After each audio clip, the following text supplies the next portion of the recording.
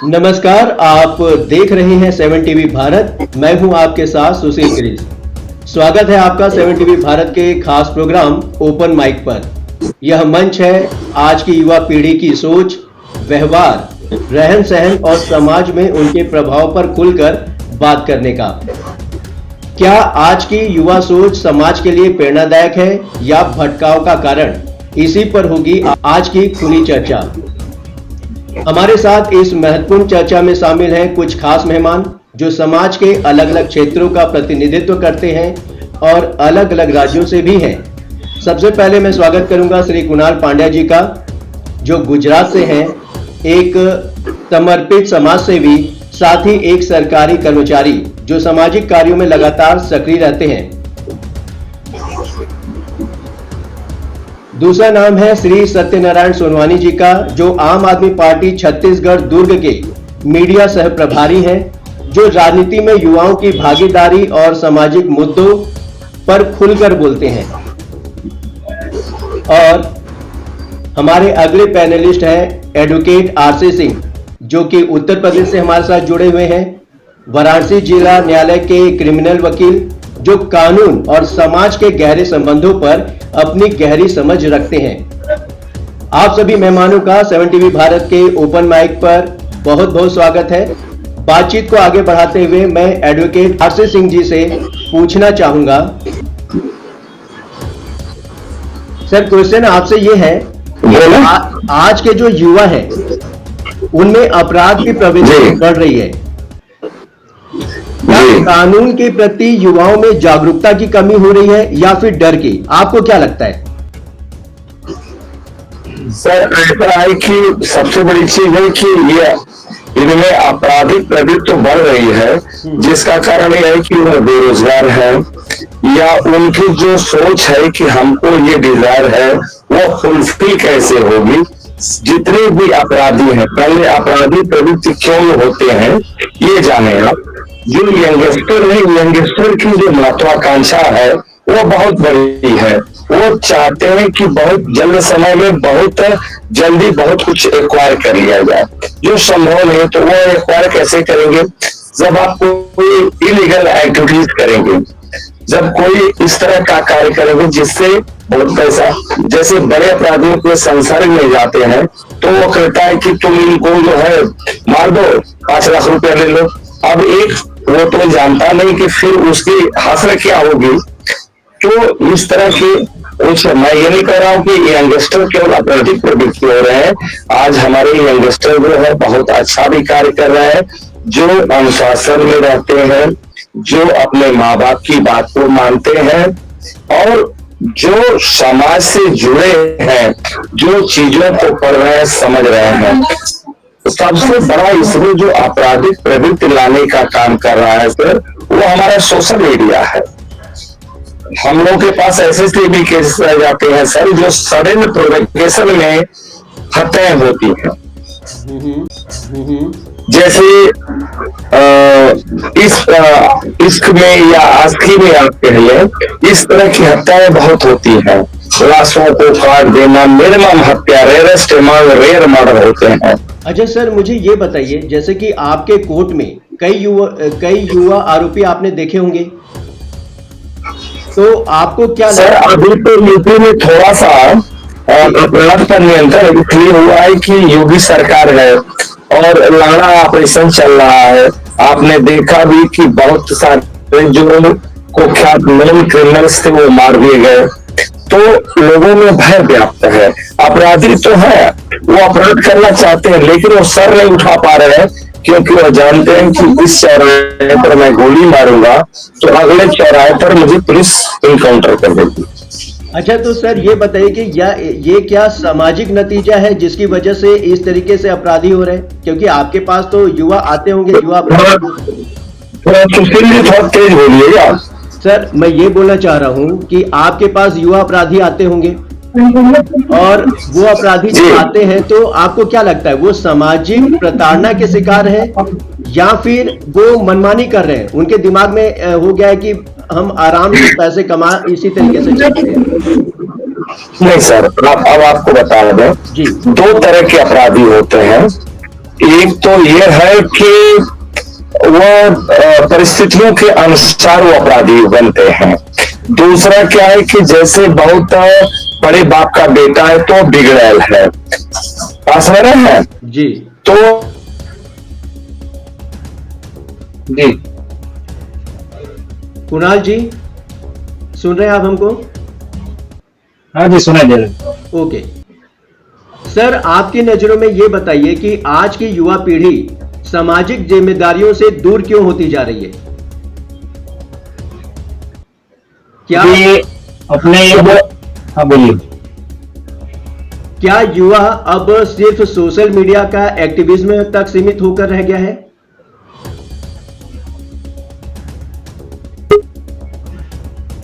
अभी आज का जो युवा है वो उसे ज्यादातर समय कॉलेज में या फिर स्कूल में बिताते हैं। स्टार बनना है, सिंह साहब ने बताया कि सब रातों रात सबको बड़ा स्टार बनना है या फिर पैसे कमा लेना है।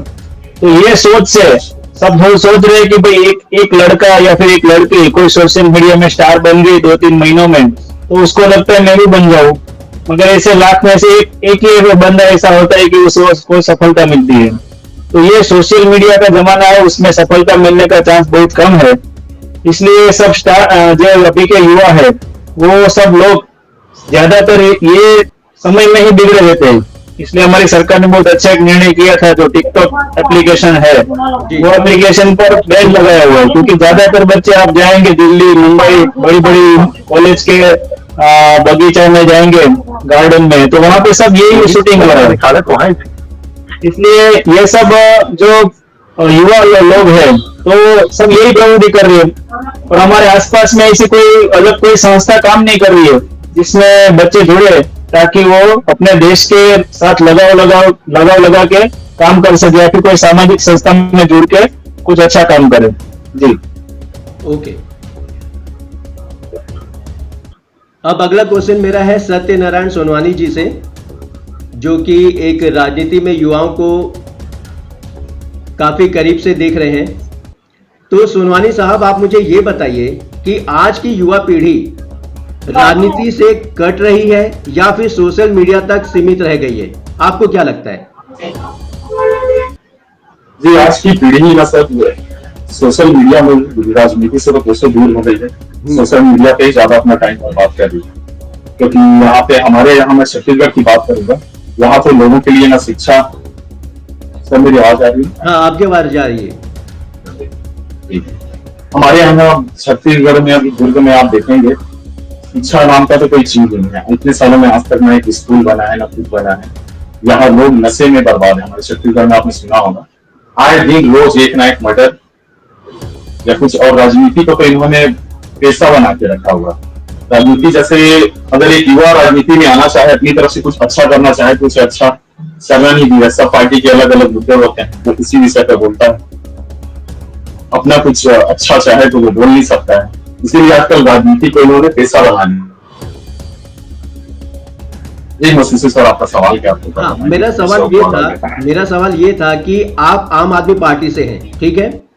अब मुझे आप ये बताइए कि आम आदमी पार्टी युवाओं की भूमिका को कैसे देखती है?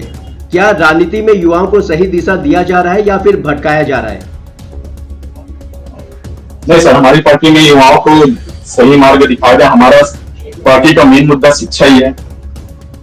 और शिक्षा ही है।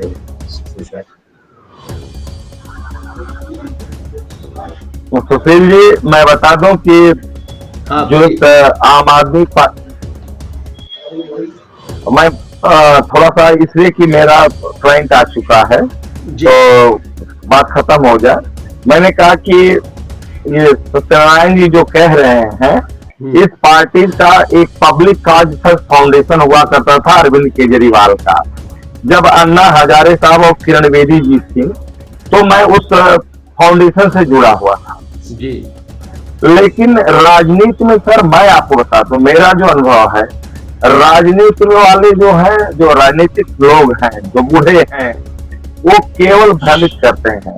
वो केवल अपनी क्राउड को, अपनी गैदरिंग को बढ़ाने के लिए युवाओं को जो है सोशल मीडिया से लेकर हर जगह प्रलोभन, उनको जब तक वह उनकी एज निकल जाती है, अब वह कब कब पाएंगे टिकट? ऐसा नहीं कि जुआ को तुरंत टिकट।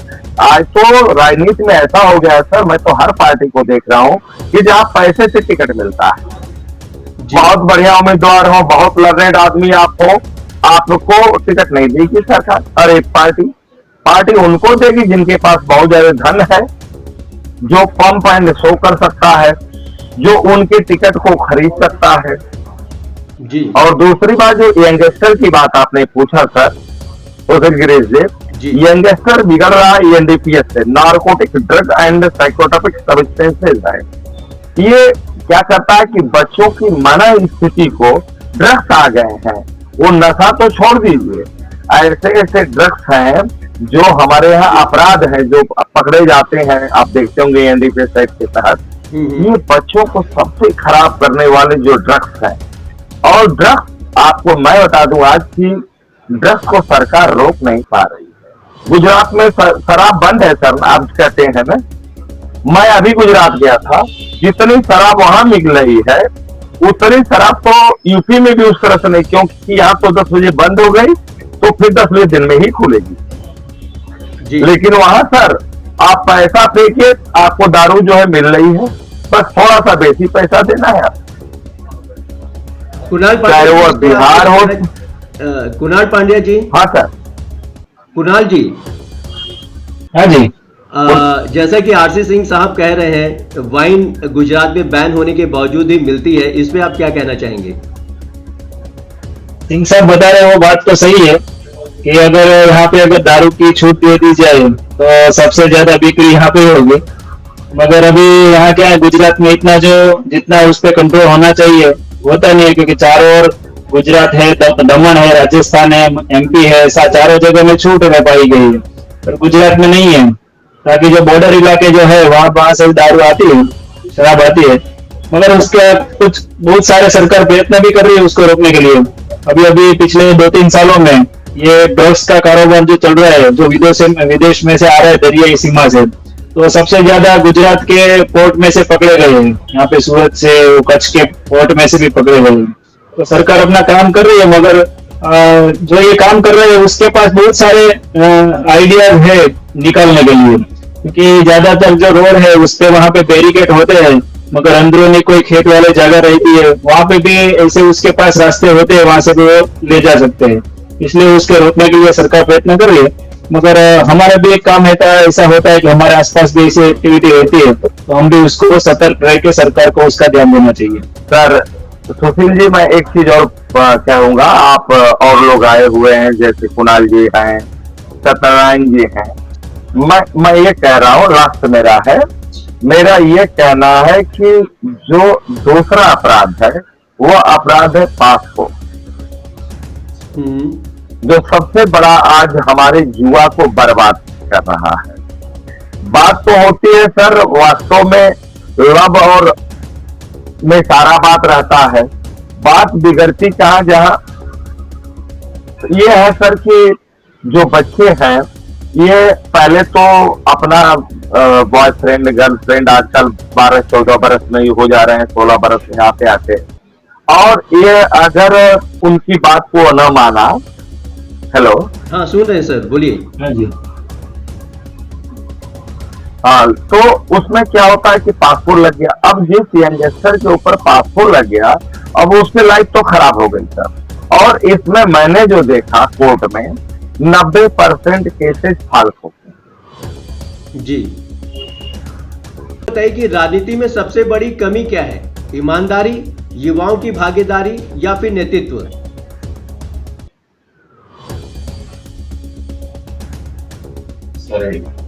मैं फिर से बोलता हूं, राजनीति में सबसे बड़ी कमी आज के डेट में आप क्या देखते हैं? ईमानदारी की, युवाओं की भागीदारी की या फिर नेतृत्व की? ईमानदारी। क्या आज का युवा वोट देने में जी? हाँ जी बोलिए। क्या आज का युवा वोट देने में गंभीर है, आपको लगता है? नहीं है सर, गंभीर तो नहीं है, तो सही मुद्दों पे वोट दे ही नहीं पा रहे हैं। असल मुद्दों से युवा आजकल भटक गए हैं, कुछ धार्मिक मुद्दों पे ज्यादा उलझ गए। नहीं, वैसी बात नहीं है। युवाओं को सबसे ज्यादा मालूम होता है मुझे कहाँ पे जुड़ना है, तो इसलिए अभी सारी जगह में ऐसा अच्छा काम हो रहा है कि युवा चढ़ बढ़ के जो वोटिंग करना है वो कर रहे हैं, मगर जो जितना उसका प्रचार होना चाहिए वो नहीं हो रहा है। अभी सत्यनारायण जी छत्तीसगढ़ की बात कर रहे थे, तो छत्तीसगढ़ में सबसे अच्छा काम हुआ है अभी। अभी जो शिक्षा की बात कर रहे हैं, शिक्षा का नतीजा, हाँ जी, शिक्षा की बात जो आप कर रहे हो ना, शिक्षा का जो परिणाम आता है वो अपने को 20-25 साल के बाद पता चलेगा, क्योंकि जो लड़का छोटा है वो बड़ा होने के बाद 12वीं कक्षा के बाद कॉलेज के बाद क्या उसका नतीजा हुआ है वो बाद में पता चल रहा है। अभी तो जो पीढ़ी है वो 25 साल पहले की जो पीढ़ी है वो तैयार हो रही है, तो उसके हिसाब से आप नहीं अनुमान कर सकते कि कैसी युवा पीढ़ी है। बाकी भारत में सबसे ज्यादा नक्सली प्रभावी एरिया है तो छत्तीसगढ़ है, और उसमें सबसे अच्छा काम अभी सेंट्रल गवर्नमेंट की सरकार ने किया हुआ है, वो हम सब देख ही पा रहे हैं जी। सर 2001 से हमारा छत्तीसगढ़ बना है, 2001 से अभी तक 25 साल की युवा तो हो गए, और आज जो कांड और ये सब जो घटनाएं हो रही ना, सब 25 साल 20 साल की युवा ही कर रहे हैं। आप छत्तीसगढ़ का न्यूज़ देखिएगा, रोज हर दिन एक ना एक तो मर्डर होता है, और ऐसा कोई मुद्दा नहीं रहता कि यहाँ किसी को पैसे के लिए मार दिया, कुछ आपसी छोटी छोटी विवादों में मार दे रहे हैं, किसी को कोई गाली बक दे रहा है छोटी मोटी बातों पे, तो या किसी को 50 रुपया कोई लग रहा है या पीने के नाम से ऐसे ही मर्डर हो जाते हैं रोज। यहाँ अभी तो वर्तमान में बिजली के बिल के नाम से लोग बड़ा परेशान है, इतना बिजली का बिल आ रहा है। शिक्षा तो मैं दुर्ग में रहने वाला हूँ, 25 साल में मैंने तो आज तक एक स्कूल का निर्माण नहीं देखा। मैं खुद 2 साल सरकारी स्कूल में पढ़ा हूँ, और स्कूल पूरा जर्जर हो गया, और उसको बांट के आज क्या कर रहे हैं, दुकान दे दिया जा रहा है। सामने जो दुकान का स्कूल का जो फ्रंट एरिया है उसको अच्छा बनाने की जगह उसको दुकानों के लिए दे दिया जा रहा है। हालत बहुत खराब। अच्छा सत्यनारायण जी, जैसे कि आप आम आदमी पार्टी में हैं, तो आप मुझे ये बताइए कि आम आदमी पार्टी हो या फिर कोई भी पार्टी, क्या वाकई युवाओं को जगह देती है या सिर्फ पोस्टर में ही जगह दिया जाता है उनको? आपको क्या लगता है? जी सर, पोस्टर हमारे यहाँ तो वही पोस्टर बॉयस ही है, सब पोस्टरों में ही जगह दिया जा रहा है, बाकी असल मुद्दे इनसे सभी भटके हुए हैं। कुणाल जी, आपको क्या लगता है आज की डेट में जो भी पार्टियां हैं वो जो यंगस्टर है उनको सिर्फ पोस्टर में जगह दे रही है या फिर राजनीति में पार्टिसिपेट करने का पूरा मौका दे रही है? अभी जो जैसी पार्टी है उसके हिसाब से काम हो रहा है। बाकी बहुत सारे ऐसी पार्टी जो सेंट्रल गवर्नमेंट बनी है वहाँ पे, मैंने हमारे गुजरात गवर्नमेंट में यहाँ पे भाजपा की सरकार है, तो यहाँ पे छोटे छोटे लेवल से लेके ऊपर लेवल तक यहाँ पे सब भाजपा के अंदर युवा नेता युवा सब लोग आ रहे हैं, और उसके हिसाब से काम बढ़ रहा है। ऐसा नहीं है कि कोई एक आदमी के नाम से सब चल रहे हैं, छोटे छोटे लेवल्स पे। अभी यहाँ पे गुजरात में तो पेज प्रमुख ऐसा हो रहा है, तो उसमें भी युवा आ रहे हैं, युवा जुड़ रहे हैं, सीधे से पोस्टर में नहीं चल रहे, काम भी कर रहे हैं, गाँव में जाके भी काम कर रहे हैं, तो अच्छा काम हो रहा है, युवाओं को स्थान भी मिल रहा है। ओके, तो समाज सेवा या सरकारी सेवा कौन सा ज्यादा आपको संतोष देता है? अपना निर्वाह करना है तो समाज की नौकरी करनी पड़ेगी, सरकारी नौकरी। बाकी समाज सेवा करने का जो लोगों के अंदर जो हो रहा है वो सिर्फ अभी 60 साल के ऊपर वाले लोग को ही आ रहा है। बाकी 30 साल के लड़के को कभी समाज सेवा क्या होती है उसके मन में ऐसा कुछ आ नहीं रहा, तो लोग जुड़ नहीं रहे। हम कहीं पे भी जाते हैं तो सब बूढ़े जो लोग हैं वो बोले को क्या बोले क्या काम करना है, कोई बस्ती में जाके समाज सेवा करनी है तो कर रहे हैं, बाकी युवा लोग अभी नहीं जुड़ रहे। ओके, तो आज का युवा तेज है या फिर अधीर है, आपको क्या लगता है? आज का युवा जो इतना तेज है कि छोटे छोटे बड़े जो काम है उसको मिनटों में सुलटा करते हैं, अगर वो उसको अच्छा सा मार्गदर्शन मिल सके या फिर उसके साथ लोग जुड़ सके। क्योंकि अभी क्या है कि सोशल मीडिया का जमाना है, कहीं पे भी समाज सेवा करनी है तो उसको पहले फोटोग्राफी चाहिए और उसको अपना नाम बनाना है, और रातों रात नहीं होता। अभी हमारे जो पुराने जो बूढ़े बुजुर्ग लोग हो गए तो पूरा जीवन उसका कुछ समाज सेवा में चला जाता है, मगर किसी बाजू वाले को पता नहीं होता है कि ये इतना बड़ा काम कर रहे हैं। और अभी के युवा क्या है कि दो कुछ कहीं पे सेवा कार्य कर दिया कि 2 गरीब लोगों को खाना खिला दिया, वहां पे फोटो डाल के सोशल मीडिया पे डालते मैंने इतना समाज सेवा का काम किया। तो काम कर सकते हैं क्योंकि वो डिजिटल यूज उपयोग कर सकते हैं, मगर वो दिखाव में ज्यादा जा रहे हैं। तो आपके हिसाब से स्वस्थ समाज की नींव क्या है? शिक्षा, नैतिकता या फिर अनुशासन? सबकी जरूरत है, मगर जहाँ पे शिक्षा की बात हो रही है तो शिक्षा के अंदर जो हमारे जो गुण होते हैं भारतीय संस्कृति के अनुसार कि लोगों का आदर करना है, सेवा करना है, गरीबों का कुछ काम मदद करनी है, वो स्कूल में नहीं पढ़ाए जा रहे। इंग्लिश मीडियम की ओर सब बढ़ते जा रहे हैं और इंग्लिश मीडियम में ऐसी कुछ नीतियां हमें दिखाई नहीं दे रही है। इसलिए अभी नया शिक्षा नीति आ रही है, देखते हैं उसमें क्या होता है।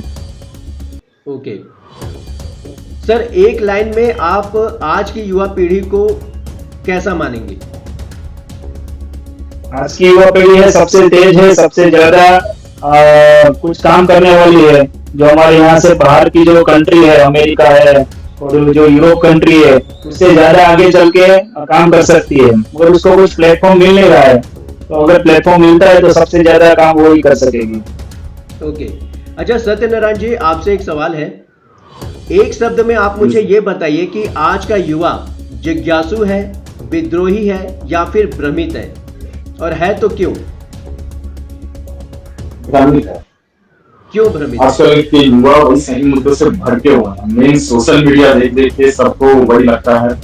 देश के जो मेन मुद्दे हैं उससे भटक चुके हैं और फालतू की चीजों पे ज्यादा ध्यान दे रहे हैं, जैसे शिक्षा व्यवस्था, रोड व्यवस्था, इन सब चीजों पे युवा बात ही नहीं करता। लेकिन अगर हम युवाओं की बात, एक मिनट मैं आपको बीच में रोकना चाहूंगा। जब हम बात युवाओं की कर रहे हैं, युवाओं के भविष्य की कर रहे हैं, तो यहाँ पर राजनीति नहीं आनी चाहिए ना। उनको क्या मतलब सड़क से? उनको तो अपनी लाइफ पहले अच्छे से जीनी चाहिए।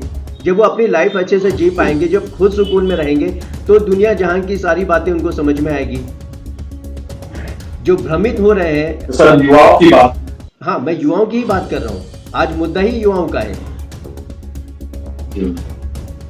वही मैं कहना चाह रहा था कि युवा ही भटके हुए हैं। चलिए आप मुझे ये बताइए कि अगर युवाओं को एक सलाह देनी हो तो आप क्या देंगे? युवाओं को वही अपने,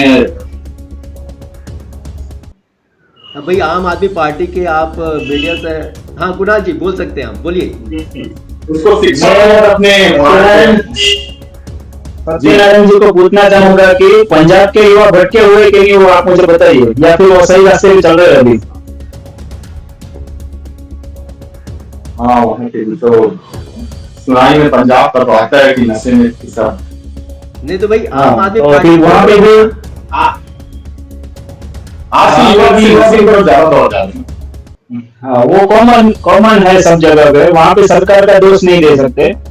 तो पंजाब के युवा भी भटके हुए और छत्तीसगढ़ के और गुजरात के भी भटके हुए, तो उसमें सरकार का कोई दोष नहीं है। हमें भी ज्यादा उसमें मेहनत करनी चाहिए। जो समाज सेवी हो, कोई भी संगठन से जुड़ा हो, पॉलिटिकल से हो या फिर कोई शिक्षा नीति से जुड़ा हो, वो युवाओं को मार्गदर्शन देना, ऐसी कोई संस्था है उसके साथ जुड़ना, तो उसके ज्यादा बहुत बड़ा काम बाद में हो सकता है। सिर्फ पॉलिटिकल व्यू से देखना वो अच्छा नहीं है। बाकी तो युवाओं को अच्छा मार्गदर्शन मिलना चाहिए। अच्छा कुणाल जी, आप मुझे ये बताइए कि परंपरा या परिवर्तन, किसे ज्यादा जरूरत है आज के समाज को? जो अपनी हिंदू संस्कृति है, वो अपनी परंपरा है, अगर उसके हिसाब से चलते रहेंगे तो अपना भारत को चलता आया है, सबसे पुराना है और चलता ही रहेगा। ये परंपरा अपनी चलनी चाहिए।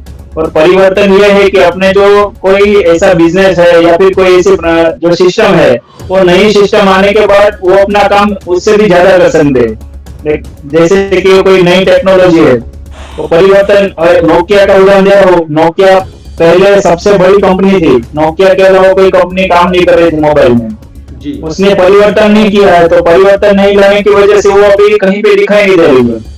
और नई ओप्पो वीवो सब कंपनी आ गई, परिवर्तन लेके आ गई, तो अभी उसका चल रहा है। तो टेक्नोलॉजी में परिवर्तन आना जरूरी है, मगर हमारी जो संस्कृति है उसका वो परंपरा चलनी चाहिए। क्या धर्म और आधुनिकता दोनों साथ साथ चल सकते हैं? जी जरूर चल सकते हैं, क्योंकि हमारा जो धर्म है वो विज्ञान के ऊपर ही है। सारे कोई जो हमारे जो परंपरा चल रही है वो सब विज्ञान के अनुसार ही चल रही है। और अभी आप अभी देख रहे हैं कि विमान चल रहा है, तो विमान है, और अभी हम जुड़े हुए ऑनलाइन, तो जैसे हम वीडियो कॉल कर रहे हैं, तो अभी हमने हमारा महाभारत में देखा था कि वहां पे भी वो दिखा रहे थे धृतराष्ट्र को ऑनलाइन से, वीडियो कॉल से। तो अपनी टेक्नोलॉजी तो वहां से ही आ गई है। तो हमारी परंपरा, हमारा जो संस्कृति और समाज है, वो विज्ञान टेक्नोलॉजी से साथ जुड़ा हुआ है। जी सत्यनारायण जी, आप मुझे ये बताइए कि क्या सोशल मीडिया समाज को जोड़ रहा है या फिर तोड़ रहा है? क्या लगता है आपको? जी दोनों प्रकार के, जी दोनों है, वो यूज के ऊपर लोग उसका उपयोग कैसा था। अच्छा उपयोग करे तो जोड़ने के लिए भी सोशल मीडिया बहुत अच्छा माध्यम है। नहीं, और आपको क्या दुरुपयोग लगता है? करे तो जैसे तोड़ने के लिए। आम आदमी पार्टी में आप हैं, आप समाज में देख रहे हैं युवाओं को, तो क्या लगता है आपको कि ये जो युवा है सोशल मीडिया के थ्रू जुड़ रहे हैं या ये फिर अपने आप को डिस्ट्रॉय कर रहे हैं? इसको राजनीतिक परिप्रेक्ष्य में ना देखें, एक आम नागरिक की तरह बताएं जो आप महसूस कर रहे हैं अपने छत्तीसगढ़ में। ये जुड़ रहा है।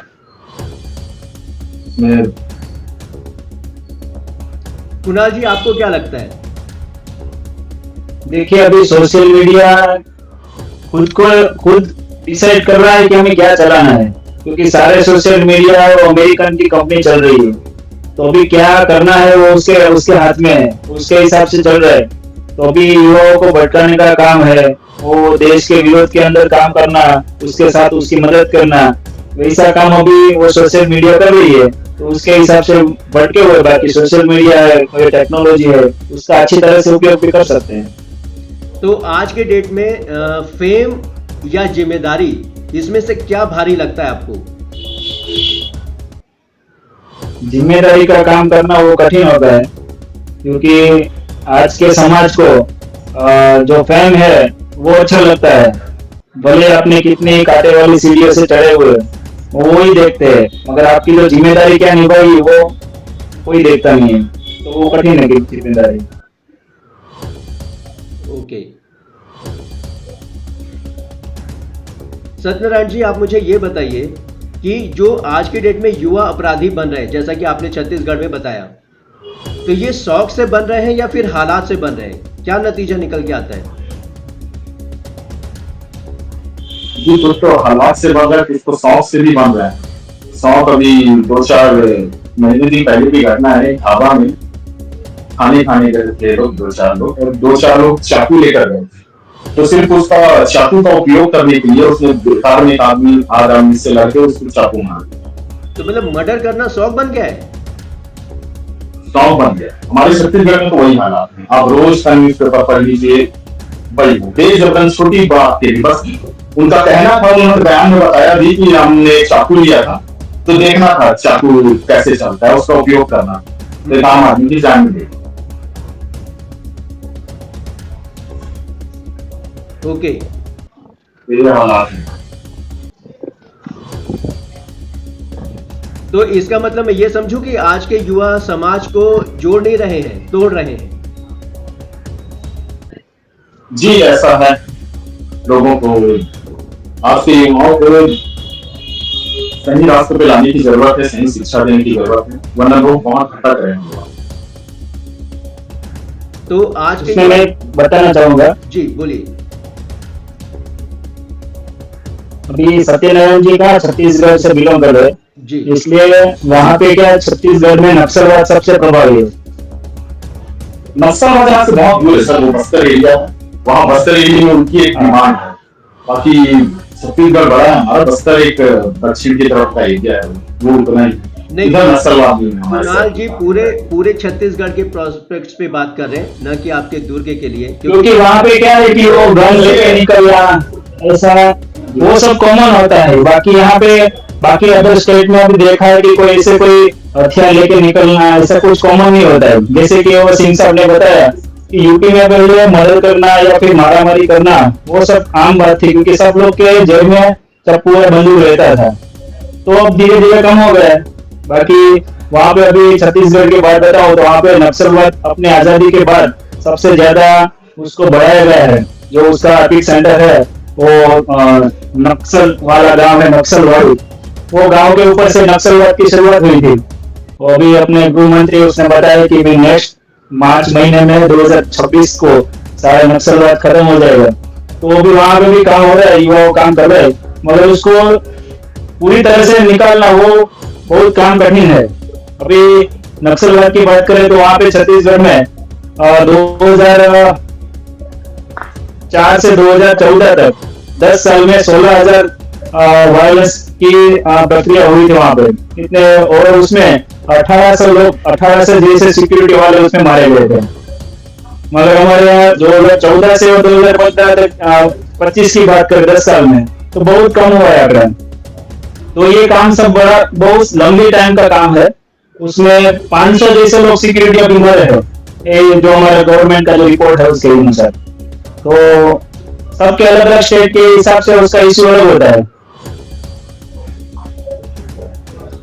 जी नहीं, हमारे जैसे आपने यूपी बिहार की बात की, यूपी बिहार में लोग मैं जैसे देखता हूँ, फिल्मों में देखता हूँ, न्यूज़ में देखता हूँ, वहाँ कोई वसूली के लिए मार रहा है, कोई पैसा, कोई दादागिरी, कोई गुंडागर्दी बख्शिश बनाने के लिए मार रहा है। हमारे छत्तीसगढ़ में वैसी बात नहीं है, ना कोई वसूली कर रहा है ना कुछ कर रहा है। छोटी मोटी बात में आपस में एक दूसरे को मार दे रहा है, छोटी छोटी बात। अलग से अलग लोगों ने अलग अलग गैंग बनाया है, इस एरिया में वो नहीं जाएगा, उस एरिया में वो नहीं जाएगा।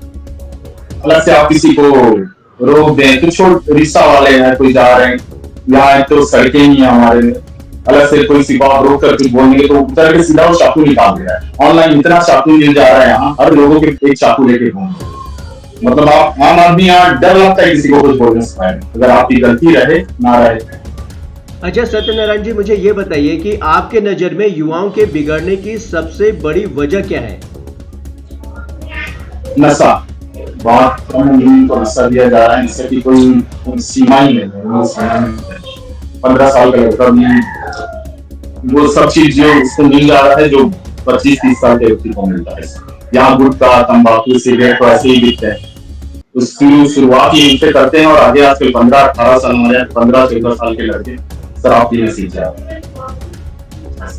कुणाल जी, इस पर आपका क्या कहना है? नहीं, ये बात सही है कि भाई ये नशा वाली जो चीज होती है वो हमारे इंडिया में सबसे ज्यादा उसको टारगेट करे युवाओं को। एक बार जो आपने अभी देखा होगा कि ऑनलाइन जो गेमिंग वाला था, सट्टे वाला जी, तो वो सब एक टारगेटेड है, क्योंकि आज के युवा फ्री नहीं होने चाहिए। अगर कोई युवा सोशल मीडिया से भटक कर कहीं बिजनेस में आ गया तो अपना भारत का जो विकास होना है वो ज्यादा हो जाएगा। इसलिए जो बाहर पश्चिमी जो लोग है, वो यूरोपियन कंट्री है, उसका काम ही यही है कि सोशल मीडिया में भटकाओ, ऐसी नशीली चीजों में भटकाओ और युवाओं को भटकाते रहना है और अपना काम आगे चलाना है। तो बहुत बड़ा षड्यंत्र भी चल रहा है, उसको बंद करने के लिए गवर्नमेंट काम कर रही है। अभी अपने बिल लोकसभा में आया कि जो ये सट्टे वाले जो जितने भी गेमिंग वाले थे उसको बंद करवाने के लिए सरकार ने बिल लाया है। और इसकी तरह से ये ड्रग्स वगैरह सब है वो भी उसको पकड़ने में बहुत सारे जगह पे हो रहा है, मगर जितना होना चाहिए जितनी जल्दी से वो नहीं हो पा रहा है। आप मुझे ये बताइए, गुटखा, सिगरेट सब का प्रचार जो करते हैं बड़े बड़े स्टार, उनपे भी कुछ लगाना चाहिए। नहीं उस पे तो हाँ, वो भी चलाना चाहिए। उसी पर कुणाल जी वही बोल रहे हैं कि अभी सरकार इस पर एक्टिव हो चुकी है और सबसे पहला कदम उन्होंने उठाया कि जितने भी गेमिंग ऐप है उनको बंद किया। आई होप सो सत्यनारायण जी आपको ये बात पता होगी। जी जी पता है जी। मेरा अगला सवाल है सत्यनारायण जी, बड़े अगला सवाल मेरा आपसे ये है कि आज के युवाओं में सारी कमियां हमने गिना दी, लेकिन कुछ तो अच्छाई होगी।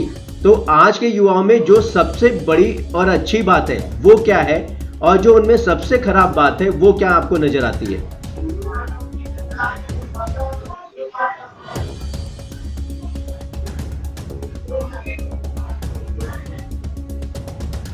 मैं क्वेश्चन को फिर से दोहराऊं, आज के युवाओं में जो सबसे अच्छी बात है वो क्या है, और सबसे खतरनाक बात आपको क्या नजर आती है? आज के युवाओं में सबसे अच्छी बात तो ये कि हमारे देश के युवा ना आगे बढ़ना चाहते हैं, उनको वही प्लेटफॉर्म नहीं मिल रहा है। अच्छा करना चाहते हैं और अच्छा करेंगे। हमारे देश के जितने आप बाहर विदेशों में देखेंगे, हमारे देश के ही लोग हैं जो बड़ी बड़ी कंपनियां, गूगल, सब में हमारे देश के ही लोग हैं। बस उनको अच्छा प्लेटफॉर्म नहीं मिल पा रहा है, अच्छी शिक्षा नहीं मिल पा रही है। अगर उनको सही मार्गदर्शन मिले और अच्छी शिक्षा मिले अपने एरिया में तो बिल्कुल आगे बढ़े। पहले भी करके दिखाया, आज भी यहाँ के युवा करेंगे, और लेकिन अभी ये भटके हुए हैं। सरकार को इसके लिए ठोस कदम उठाना चाहिए कुछ।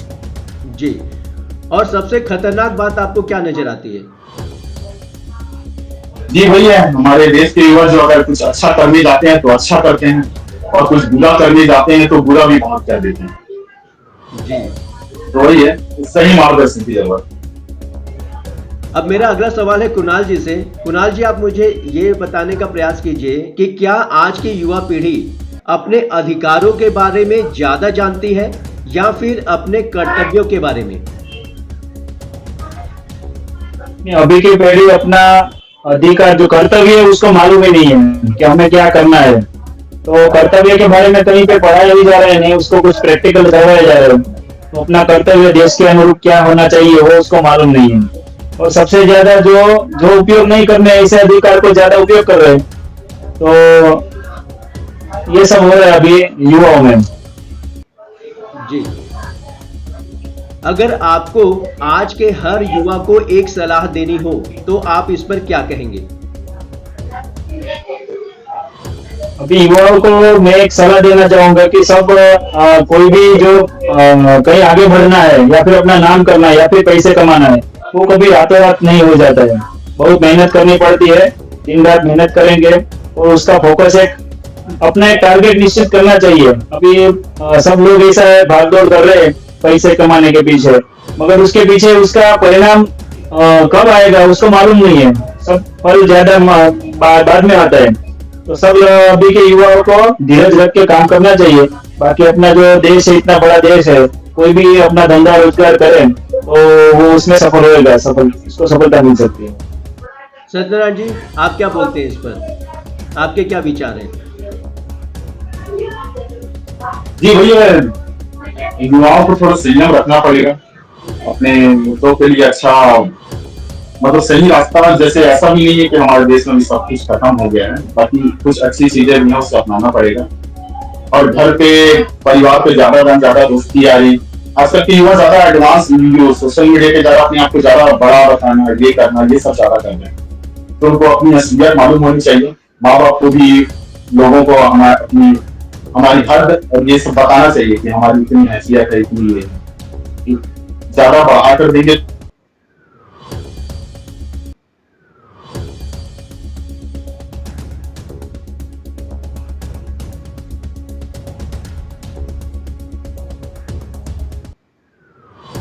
तो वो ज्यादा बढ़ जाते हैं, इसलिए हद में रखना बहुत जरूरी है। जी, अच्छा कुणाल जी। हेलो।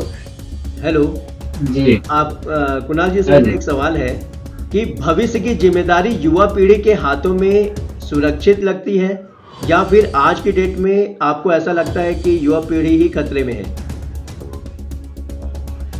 जी, हमारी जो अभी की युवा पीढ़ी है वही सारे विश्व में आगे बढ़ सकती है, भारत का नाम कर सकती है। अभी का जो समय है, अभी जो 15 साल जो काम हो गया, उसमें अगर युवाओं ने अच्छा काम किया तो पूरे विश्व में भारत का नाम, जो पहले बोलते थे सोने की चिड़िया है भारत, वो सोने की चिड़िया जरूर बनेगी। अगर युवा अपने रास्ते में सही जगह पे काम करेंगे तो जरूर अपना काम कर सकेंगे। ओके, सत्यनारायण जी, आप क्या कहते हैं कि आज की जो पीढ़ी है, युवा पीढ़ी, वो जिम्मेदार है? उनको क्या सुरक्षित हम मान सकते हैं? अगर उन पे कोई जिम्मेदारी दी जाए तो क्या वो सुरक्षित है या फिर खतरे में आ जाएंगे? जैसे कि नेपाल का मामला देख सकते हैं आप, जैन जी ने क्या किया। जी, क्या लगता है आपको? हाँ वही तो ये नौबत ना, इसके लिए युवा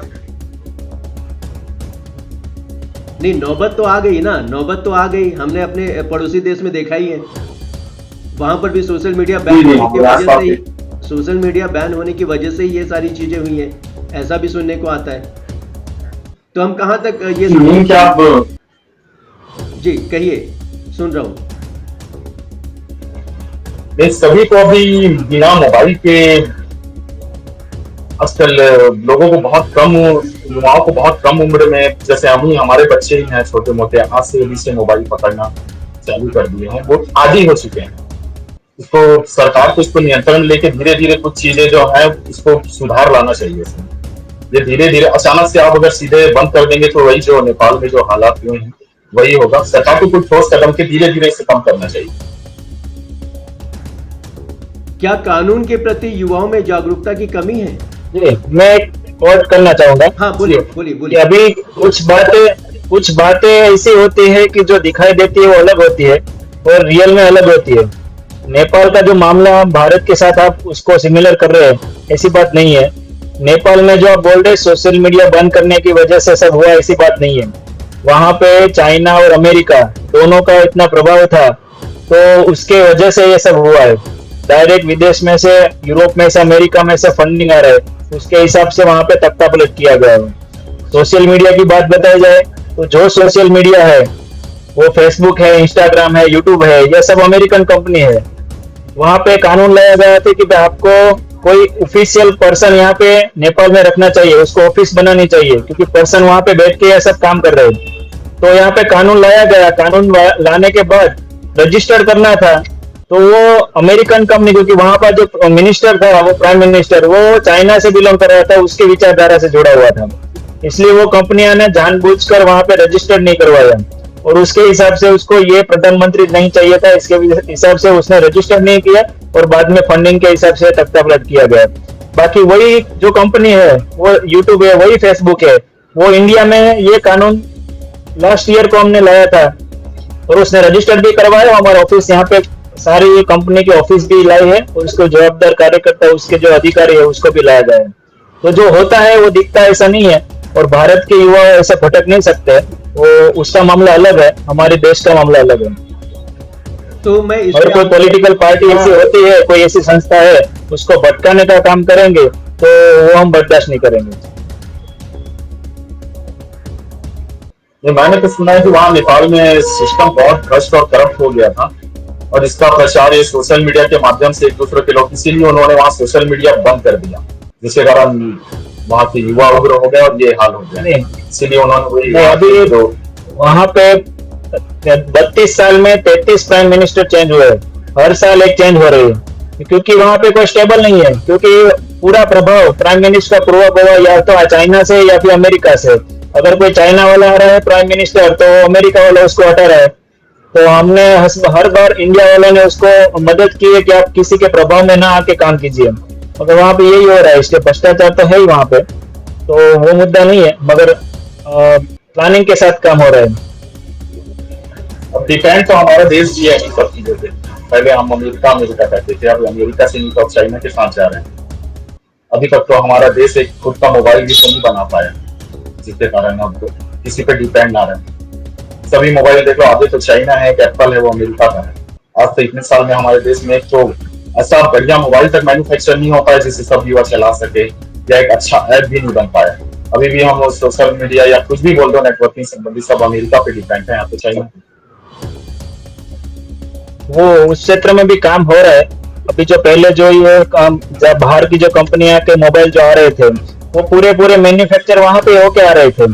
अभी आप देखिए एप्पल है, ओप्पो, वीवो है, वो सब मोबाइल है और पूरे पार्ट्स अलग अलग देश से आ रहे हैं, मगर मैन्युफैक्चर यहाँ पे इंडिया में हो रहा है। तो एक दिक्कत है कि हमारे इंडियन ब्रांड चल नहीं रही है, बाहर की ब्रांड चल रही है, मगर जो रोजगार मिलना चाहिए वो मैन्युफैक्चर के साथ मिल रही है। देश के साथ अभी जो आप भीम एप्लीकेशन देख रहे हैं QR कोड का, वो अच्छी तरह से चला है। तो ऐसा कुछ यूनिक आइटम आएगा तो काम करेगा और अलग अलग देश में, क्योंकि क्या है कि कोई भी एप्लीकेशन दूसरे देश में जाके उसको चलाना, तो वो अपने पास ऐसा कोई प्लेटफॉर्म नहीं है। तो काम हो रहा है। और मोबाइल के बाद एप्लीकेशन की बात करें तो अपना गूगल मैप अभी चल रहा है, तो इससे सरकार अभी दूसरा गूगल मैप की जैसा एक एप्लीकेशन तैयार कर रहा है, उसके ऊपर काम कर रहा है। तो टाइम लगेगा मगर काम होगा उसमें। वैसे हमारे देश में मेड इन इंडिया पे ध्यान देना चाहिए, क्योंकि हमारे देश में अगर हमारे देश के लोगों पे वो है कैपेबिलिटी, पर उनको अवसर देना चाहिए सभी को, जरूर देना चाहिए। तभी हमारा देश ये दूसरों पे डिपेंड रहना बंद होगा, वरना हमेशा अमेरिका चाइना कुछ कह देगा तो फिर किसके पास जाएंगे। तो खुद पे हमें मेड इन इंडिया पे ध्यान देना चाहिए सरकार को। जब इतनी हमने सोशल मीडिया पर बात की है तो मैं आपसे एक क्वेश्चन पूछना चाहता हूँ कि क्या आज के युवाओं की सोच सोशल मीडिया के ट्रेंड से प्रभावित हो रही है, और जो सोशल मीडिया में दिख रहा है युवा, क्या वही असली युवा समाज है? जी बिल्कुल बिल्कुल बिल्कुल प्रभावित। आजकल के लोग जो सोशल मीडिया पे देखते हैं उसी मुद्दों पे बात करते हैं। भले घर के सामने के रोड खराब हो ये हो, लेकिन उनको कहीं हाईवे दिख जाता है तो कहीं पुल दिख जाता है। हमारे दुर्ग की बात कर लो, आज आजादी के 2001 से हमारा छत्तीसगढ़ बना है। हमारे दुर्ग को जो मेन जोड़ने वाले जो मेन सड़क है ना, गाँव से जो जोड़ता है, आज तक वहाँ फ्लाईओवर तक नहीं बना है। आज भी हम लोग रेलवे फाटक पे आधा आधा घंटा वेट करते हैं। नहीं, मेरा क्वेश्चन ये नहीं था। मेरा क्वेश्चन ये है कि जो सोशल मीडिया पर युवा दिख रहा है, जो वो दिखा रहा है, वही समाज है युवा का? क्या युवा वैसा ही है जैसा दिखा रहा है, या उसके पीछे की कहानी कुछ और है? कुणाल जी, आप इस पे क्या कहना चाहेंगे? देखिए, हम जो सोच रहे हैं उसमें 100% युवा को नहीं ला सकते। 30 या 40% युवा उसमें जुड़ सकते हैं, क्योंकि हमारे ग्रामीण क्षेत्र में देखे तो ये सब ऑनलाइन वाला जो उसमें जुड़ना सिर्फ देख रहे हैं, मगर उसके अंदर घुस नहीं गए कि भाई चलो पूरा सोशल मीडिया पे ही रहना है, ऐसा नहीं है।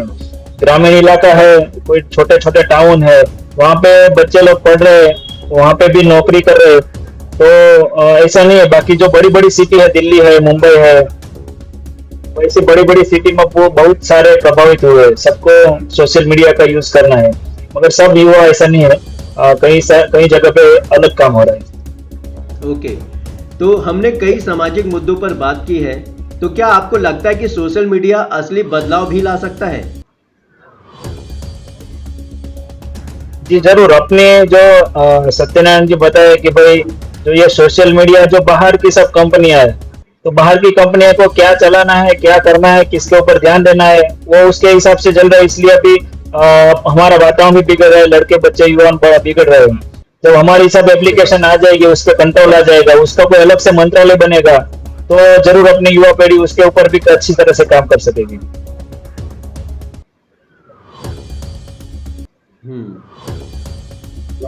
समाज में जाति और धार्मिक संतुलन को लेकर युवाओं की सोच कितनी परिपक्व है? आपको क्या लगता है कि क्या वो धार्मिक और सामाजिक संतुलन आज की डेट में निभा पा रहे? नहीं निभा पा रहे। कैसे? आपको ऐसा क्यों लगा? जी सभी को जैसे देखा जाए, अपने अपने धर्म को अच्छे से अपनाने की आजादी नहीं है सभी को। भारत में आजादी नहीं है। भारत में कौन सा धर्म के लिए निभाने के लिए आजादी नहीं है? नहीं, बहुत सारे हमारे देश में जैसे हिंदू, मुस्लिम, सिख, ईसाई बहुत सारे लोग रहते हैं। सभी तो मुसलमानों की बात कर लो या ईसाइयों की बात कर लो, हमारे यहाँ जैसे ईसाई हैं, उनके लिए भी बहुत। हमने तो कहीं नहीं देखा है कि उसको दिक्कत आ रही है। नहीं है, जैसे अभी मैं यहाँ की बात बता रहा हूँ, कल की घटना है। कुछ ईसाई समाज के लोगों को जैसे बजरंग दल वालों के पीट दिया, ये कर दिया, उनके प्रार्थना बंद करा दिया। तो उनकी कोई गलतियां रही होगी ना? सब भी हो रहा है, कहीं ना कहीं कोई गलतियां रही होगी। ऐसा तो है नहीं कि समाज इंडिया। देखिए, इसके लिए वही एक बोला जाता है कि वो लोगों को कन्वर्ट कर रहे हैं, ये कर रहे हैं। अब जैसे लोग अगर कन्वर्ट हो भी रहे हैं तो इस पे किसी को दोष देने की जरूरत नहीं है। सरकार को सोचना चाहिए कि लोग कन्वर्ट क्यों हो रहे हैं। अगर कोई एक बैग चावल के लिए, जैसे बैग राइस चावल हो, कोई चावल के लिए या कुछ पैसों के लिए अगर आप धर्म परिवर्तित कर ले रहा है, तो ऐसी नौबत आ क्यों गई है देश में? सरकार को उस मुद्दे पे ध्यान देना चाहिए कि ऐसी कैसी नौबत आई है, समाज से नहीं जुड़ा है, भटक कैसे गया, आपके वहाँ पे मालूम नहीं है क्या है परिस्थिति, मगर हमारे यहाँ पे जो फेयर प्राइस शॉप आती है, इस रेशन कार्ड के माध्यम से अनाज चावल सब दे रहे हैं। आपके वहाँ पे दे रहे हैं क्या संस्था, सरकार? हाँ मिलता है। हाँ, तो वहाँ पे सरकार अनाज तो दे रही है, फिर उसको क्या प्रॉब्लम है कि अगर कन्वर्ट हो रहे हैं? तो सरकार की जवाबदेही नहीं है, वो हमें उसका रोकना चाहिए। वो सिर्फ अनाज के ऊपर नहीं, आप कभी नीचे ग्राउंड ग्रास रूट लेवल पर जाइए तो पता चलेगा कि वो लोगों को भटका के कोई इलाज करवाने के बहाने वो सब लोगों को बुलाते हैं, कोई ऐसी दवाइयाँ दे रहे हैं कि हमारे पास हमारे धर्मों में कन्वर्ट हो जाओ तो ये जो कोई हमारा रोग है वो हम मिटा देंगे। तो इससे कन्वर्जन हो रहा है, और कन्वर्जन होने का हमें क्यों उसको पॉजिटिव लेना चाहिए? तो सरकार की जवाबदेही नहीं, हमारी जवाबदेही है। तो सबसे ज्यादा भारत में ईसाइयों को कन्वर्ट करने का सबसे बड़ा षड्यंत्र अभी चल रहा है। हाँ वो तो है, हमारे यहाँ तो बहुत है, हमारे छत्तीसगढ़ में तो हर 4 तो दिनों वो में जो कन्वर्ट करवा है, तो हुआ। जो हिंदू है उसके वहाँ पे जो प्रार्थना चल रही है, सब लोगों को भटका के, क्योंकि छत्तीसगढ़ एरिया है, हमारे गुजरात का जो पश्चिमी एरिया है वो सब आदिवासी इलाका है। तो आदिवासी इलाके में सब लोगों इतना पढ़े लिखे लोग है नहीं, तो उसको मालूम नहीं हमारा अब धर्म। आदिवासी लोग बहुत ज्यादा कन्वर्ट हो रहे हैं इसमें, तो वही सरकार को इस पर ध्यान देना चाहिए कि हाँ कन्वर्ट हो क्या रहे हैं। धर्म क्या है उसको मालूम नहीं है। अगर ये इलाज के लिए अगर ऐसा भटक जा रहा है कुछ के लिए, तो इनको ऐसी नौबत कहाँ की हो रही है? हमारे देश में भी तो अस्पताल है जो उनको इलाज मिलना चाहिए अच्छा, वो ही क्यों उनको क्यों सुविधाएं नहीं मिल पा रही है जो उधर कन्वर्ट होना पड़ रहा है? तो वही बता रहा हूँ कि वो काम हमें करना चाहिए, समाज को जो जागरूक लोग है उसको करना चाहिए। बाकी आपके वहाँ पे हेल्थ का इश्यू, हमारे पूरे भारत में जो आरोग्य की सेवा जो मिल रही है वो पूरे विश्व में सबसे अच्छी मिल रही है। अभी मैं आपको एक एग्जांपल देना चाहूँगा। मेरा अभी एक रिलेटिव है, अमेरिका में रह रहा है, वहाँ पे उसके बच्चे की डिलीवरी हुई, तो डिलीवरी का पूरा खर्चा कितना 26 लाख आया है। नॉर्मल डिलीवरी हुई है, 26 लाख का उसका खर्चा हुआ है। और उसके एक नेबर है, उसको सीने में दर्द हो रहा है, तो वहाँ पे इलाज के लिए उसको अपॉइंटमेंट लेनी पड़ती है। तो 6 महीने के बाद, 3 महीने के बाद अपॉइंटमेंट मिल रही है। तो ये अमेरिका की बात है, अमेरिका में ऐसा चल रहा है। अगर आपके कोई रिलेटिव हो आप पूछ सकते हैं। तो आरोग्य के हिसाब से पूरे विश्व में अगर भारत के अलावा कहीं पे इतना अच्छा इलाज नहीं हो रहा है, मगर जो हमारी जो जवाबदेही है, समाज सेवी कार्यकर है, जो धर्म के लोग हैं, उसको यहाँ पे जो ये काम हो रहा है कन्वर्जेशन में, वहाँ पे कोई ग्राउंड लेवल पे जा नहीं रहा है उसको रोकने के लिए। तो हमारी जवाबदेही है, उसको हमें निभाना चाहिए। और जो ये आप रोकने की बात कर रहे हो, वो जो ये धर्मांतरण वाले लोग हैं उसको रोकने के लिए आए थे। कोई ईसाई कोई चर्च में जाके कोई बंद नहीं करवा रहे, किसी के घर में ऐसा चल रहा है तो उसको बंद करवा रहे, तो अच्छी बात है, वो होना चाहिए। नहीं वो तो होना ही चाहिए, लेकिन मैं तो कहता हूँ ऐसी नौबत ही आना नहीं चाहिए कि लोगों को ऐसा करना पड़े। नहीं, अभी ये मुद्दा है ऐसा है कि भाई आपने बोला कि धर्म पूरे तो जैसे आप समझ लीजिए, जैसे कोई विदेशी महिला आके हिंदू धर्म बना ली, तो वो मजबूरी में तो नहीं अपना रही है ना, वो तो अपनी शिक्षा से अपना रही है। और हिंदू धर्म वाले तो किसी को बोल नहीं रहे कि आप हिंदू धर्म अपना लो। हाँ, तो हमारे यहाँ ऐसा है कि ये मजबूरी पे अपना रहे हैं। तो ऐसी मजबूरी आ गई है देश में, ऐसी गरीबी आ गई है कि मजबूर होना पड़ रहा है लोगों को। वो काम करेगा कौन? तो उसको करने का कौन? सरकार तो नहीं करेंगे, हमें भी सरकार उनको जोड़ेगी, अच्छा समाज उनको अच्छे से जोड़ेगा, तो काहे वो कन्वर्ट होंगे? अगर उसके समाज के लोग उसकी मदद करेंगे, हमारी जो सरकार अच्छी, ये हमारा समाज का कर्तव्य है कि ये जो सब हो रहा है उसको रोकने का काम हमें करना है। ये सारे कार्य समाज नहीं, सरकार नहीं कर सकती है। तो हिंसा करके थोड़ी ना हो जाएगी। समाज में कुछ सिस्टम है, कानून है, उसके हिसाब से ही। उसके लिए सरकार अभी लाने वाली है बिल, जो ये कन्वर्ट हो रहे हैं और फिर भी अपना जो रिजर्वेशन का यूज कर रहे हैं, तो रिजर्वेशन वाला आ जाएगा, तो सब ये बंद।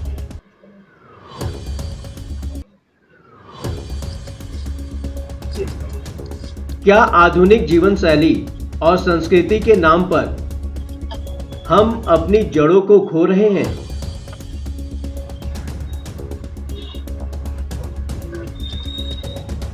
क्योंकि ये युवाओं और यंगस्टर सभी के लिए ये लागू होता है। क्या लगता है आपको? जी वो तो है, हाँ वो जड़ों को तो हम खो ही रहे हैं। आज के युवा वो पश्चिमी संस्कृति वाले ज्यादा हो गए। नहीं, अभी मैंने जो क्वेश्चन किया है वो सभी के लिए किया है। युवाओं को हम हमेशा दोषी नहीं ठहरा सकते, क्योंकि जो यंग लोग हैं उनके जो सीनियर्स होते हैं उनको दिशा दिखा सकते हैं। जैसे कि कुणाल जी ने हर की बातों से समझ में आ रहा है कि इसकी जिम्मेदारी वरिष्ठ लोगों को लेनी पड़ेगी। अभी तो हमने आज बात की कि युवाओं की वजह क्या है, किस वजह से वो अपने ट्रैक से हट जा रहे हैं, लेकिन ऐसा क्या है कि आधुनिकता सब पे हावी है। उस आधुनिकता की वजह से जो सत्यनारायण जी बता रहे कि जो पश्चिमी जो संस्कृति का जो प्रभाव हमारे यहाँ पड़ रहा है, तो वो गलत है, उसको समझना चाहिए। हमारे यहाँ पे किसी कोई फंक्शन है, कोई पार्टी है, वहाँ पे हम पूरा कोट पहन के जा रहे हैं, शूज ब्लेजर पहन के जा रहे हैं, तो हमारी संस्कृति नहीं है। वो अमेरिका की संस्कृति है, वहाँ पे ठंड पड़ रही है इसे कर रहे हैं। हम यहाँ पे पिज्ज़ा बर्गर सब खा रहे हैं, वो पिज्ज़ा बर्गर है, वहाँ पे अमेरिकन की संस्कृति, क्योंकि वहाँ पे खाना फ्रोजन करना पड़ता है, हमारे यहाँ ऐसा नहीं है। तो जो युवा जो है वो अभी की जो पीढ़ी है वो हमारी संस्कृति से भटके हुए, उसको अच्छी तरह से हमारी जवाबदेही है समाज को आगे बढ़ना चाहिए, और समाज बढ़ के आगे काम करेगा, हमारी संस्कृति आगे तो टकेंगी, तो हम हमारा राष्ट्रीय पूर्ति बहुत साल निकल जाएंगे, मगर वो खत्म नहीं होगी। जी हाँ, सिर्फ दोष ही दे रहे हैं, वैसे उन्हें दोष देने का अधिकार भी है, हमें कुछ अच्छा करके उन्हें देना होगा, अच्छा शिक्षा बोलेंगे, क्योंकि युवाओं को रास्ता अगर हम दिखाएंगे तो वो अपनी दिशा खुद बना लेंगे। क्या लगता है कुणाल? अब उन्हें भटकने, बोलिए। मैं ये बोलना चाह रहा हूँ कि हम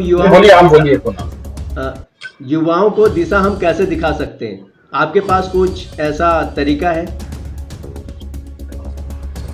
देखिए, हमारी जो हिंदू संस्कृति है वो जो चल रही है, हिंदू संस्कृति का जो मूल है हमारा जो कुटुंब व्यवस्था। अगर कुटुंब व्यवस्था के हिसाब से हम चलेंगे तो हमारा जो भविष्य है वो अच्छा रहने वाला है। अभी हमारी कुटुंब व्यवस्था ऐसी चलती जा रही है कि यूरोपियन की जैसे, अभी कोई सोच रहा है कि मुझे एक ही लड़का चाहिए या फिर कोई शादी नहीं करनी है, लिव इन रिलेशनशिप में रहना है। तो ये सब आज़ादी के नाम पे सब ये लोग संस्कृति को बिगाड़ रहे हैं। अगर हमें आगे बढ़ना है तो हमारी जो संस्कृति है उसके हिसाब से चलना पड़ेगा, और उसको मदद करने के लिए हमें आगे बढ़ना पड़ेगा। हर जगह पे कोई सरकार नहीं आएगी, सरकार तो चलने वाली है, पहले भी चल रही थी, अभी भी चल रही है। तो सारा काम सरकार का नहीं है, जवाबदेही समाज की भी है। समाज के जो लोग हैं, जो समझे हुए हैं, जिसको पढ़े लिखे हुए, तो उसको जिसको मालूम नहीं है उसको राह दिखाना वो अपना काम है। तो ये संस्था में जुड़ के, ऐसी कोई संस्था में जुड़ के काम करना चाहिए, ताकि हम सब लोग ऐसी पीढ़ी को हम मदद कर सके। जी सत्यनारायण, संस्कृति और शिक्षा दोनों साथ में लेके चलना पड़ेगा। नहीं तो उसके उपाय क्या है? कैसे होगा? क्योंकि एक कोटेशन में बोल देना वो आसान होता है, लेकिन जब उसको हम प्रैक्टिकल करने जाते हैं, जैसे कि कुणाल पांड्या जी समाज सेवी हैं, तो उनको पता है कितना टफ होता है।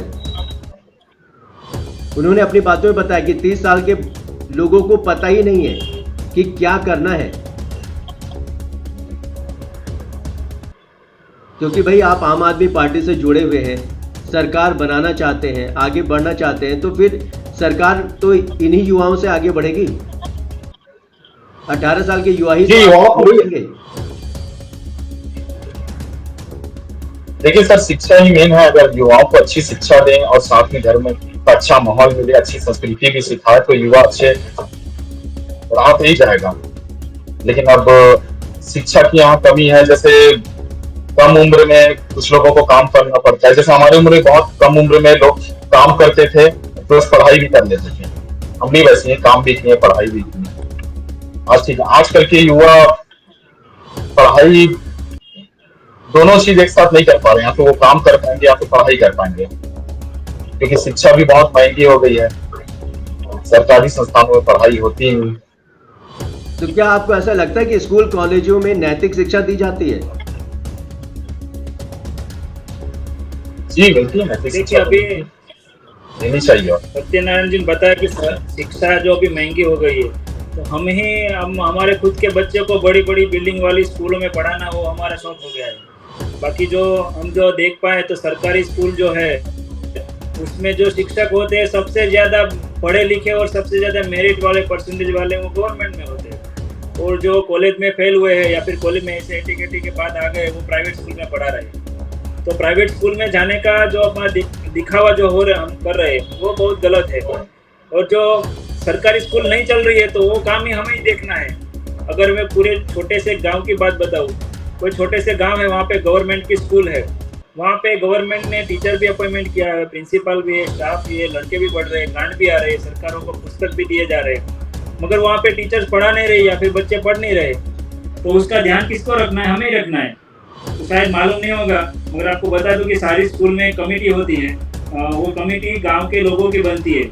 वो कमेटी का काम ही यही होता है कि गांव में काम अच्छा हो, स्कूल में काम अच्छा हो, पढ़ाई लिखाई अच्छी हो। अगर वो कमेटी काम नहीं करेंगी, काम तो समाज के लोग ही है वो कमेटी में। अगर स्कूल में अच्छा काम नहीं हो रहा है तो काम जवाबदारी किसकी है? वो सरकार की नहीं, वो समाज की है। तो इस तरह पूरा दोष जो है शिक्षा नीति पे देना अच्छा नहीं है। बाकी बहुत सारी कॉलेज है, कॉलेज में सब पढ़ाई कर रहे हैं।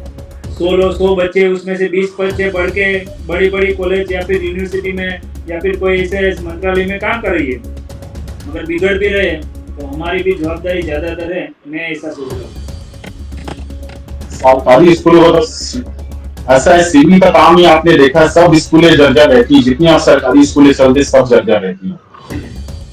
अब बच्चों को शिक्षा तो दूर, जान का भी खतरा आजकल बहुत ज्यादा रहता है। कब कौन सा छत जाए कोई ठिकाना नहीं। तो सरकार को मेरे ख्याल से शिक्षा एक ऐसा मुद्दा है, इस पे जोर देना चाहिए। हर एक शहर में कम से कम 10 से 15 ऐसे सरकारी स्कूल होने चाहिए जो इंग्लिश मीडियम को भी पछाड़ दें।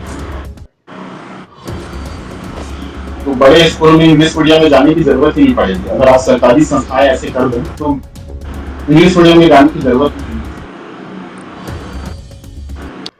तो फिर मैं इस बात पर यही समझ पाया आप लोगों की डिस्कशन के दौरान कि हमारी युवा पीढ़ी आईना है आने वाले कल का। युवा बदलते हैं तो देश बदलता है। युवाओं की सोच को समझना और उन्हें सुनना ही आज की सबसे बड़ी जरूरत है। आज का सवाल यही है, क्या हम उन्हें मौका दे रहे हैं या सिर्फ दोस्त? सोचिएगा जरूर।